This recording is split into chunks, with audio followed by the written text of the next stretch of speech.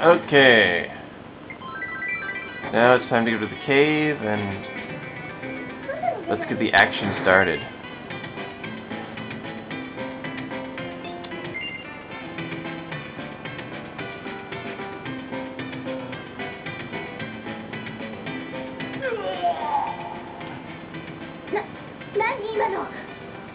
That doesn't sound good, does it?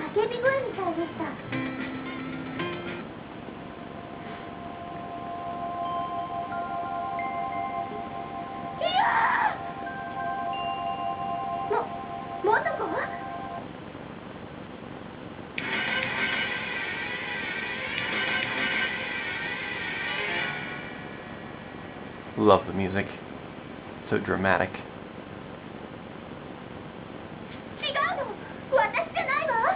It wasn't me.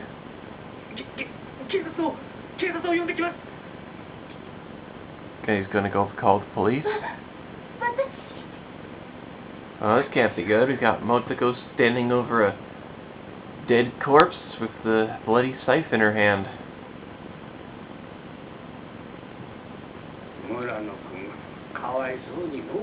This was the young guy that we met earlier at the police station.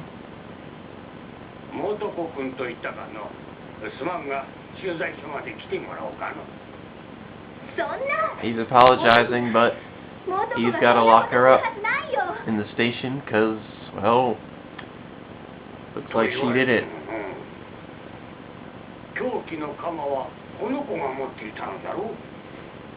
She was holding this.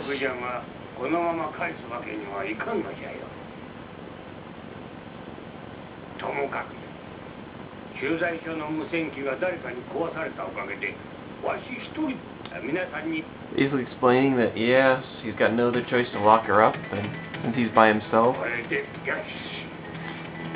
no choice yet. Alright, he's roped up the crime scene, and he's going to start his investigation tomorrow. Especially since the radio's dead, so they're going to have to go to the mainland directly to get more cops to show up, because he's just by himself currently.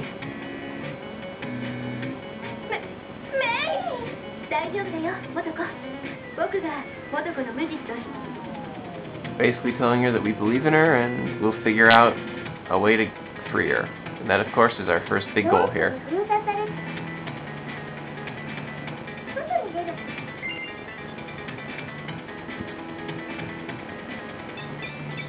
So, first, let's go take a visit to Miss Motoko.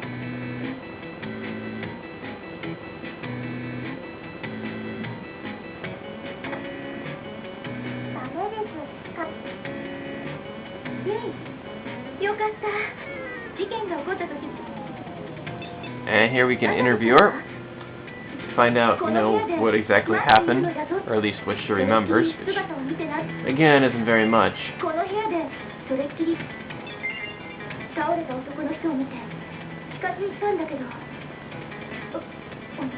Just talking about the boy that was slain.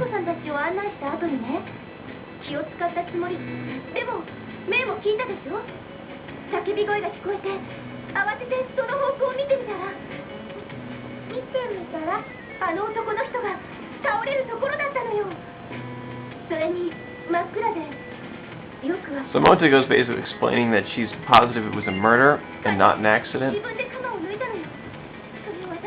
based on the screams.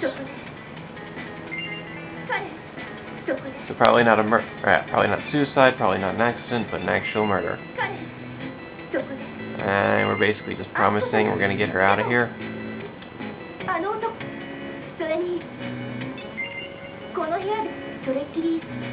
The music really is great this part of the game.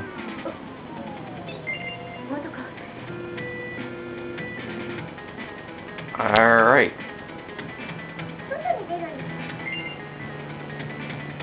Well, of course, the key to freeing Motoko is to prove she didn't do it. And to do that, we need evidence. To get evidence, we need, of course, to go back to the cave. But we can't go through there because it's roped off only to police, so it's time to go pick up our inspector buddy. Since, you know, he's the only cop on our side at this point. Probably still getting drunk in the restaurants.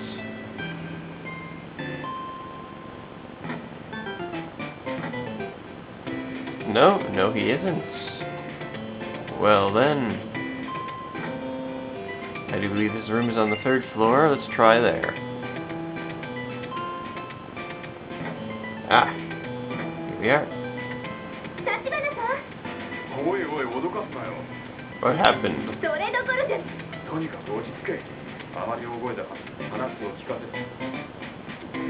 He wants to go in his room to talk quietly.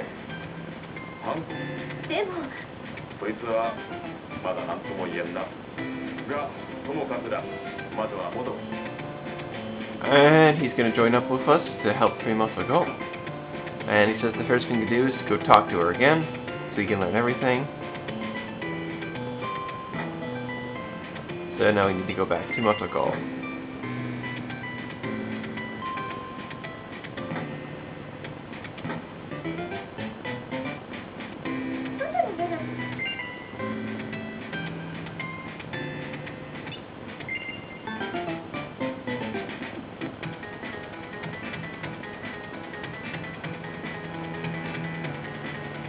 Actually, I think you can also call her from the window.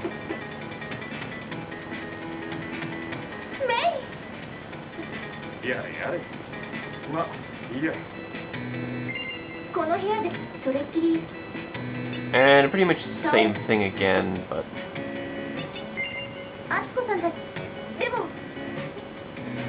you have to do it with Tachibana.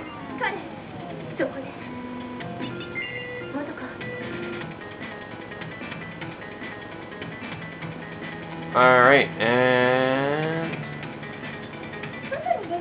now it's back to the cave.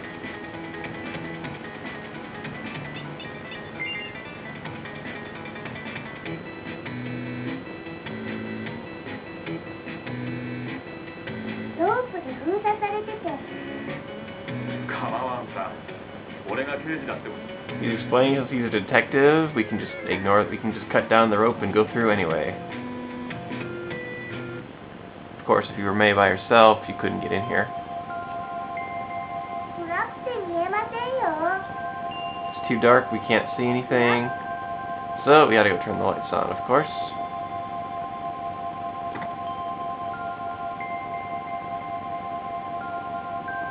And back to our corpse. And well, we can start investigating our corpse.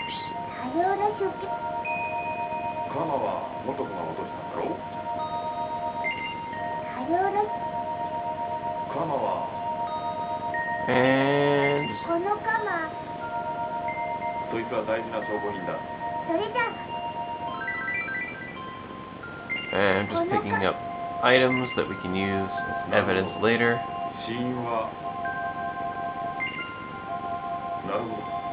Pretty basic stuff. Like we picked up the weapon. We can look at the blood now.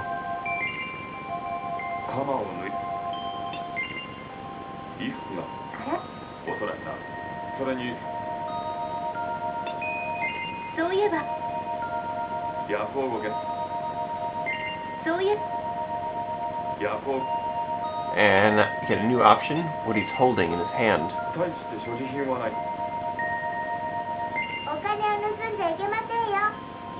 Navi's telling us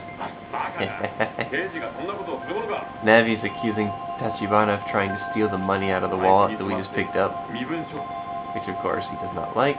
And inside is a license. Typical Japanese driver's license. So now we know his name, Takahiro, and he's 19 years old.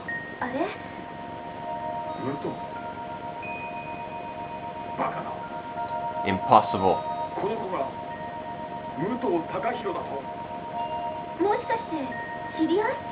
And it's obvious Tachibana knows him.